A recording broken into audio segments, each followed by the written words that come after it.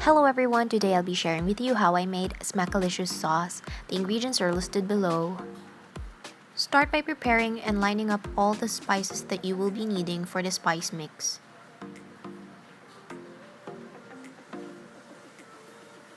In a bowl, add in black pepper, lemon pepper, cajun seasoning, cayenne pepper, paprika powder, oregano powder, celery salt, garlic powder, salt, and Old Bay seasoning.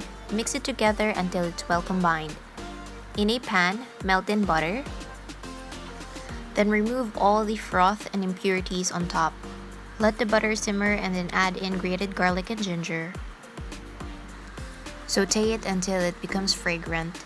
Then add in chopped onions. When it's slightly translucent, add in Tabasco sauce, followed by Worcestershire sauce. Then make sure to stir. Next is to add brown sugar.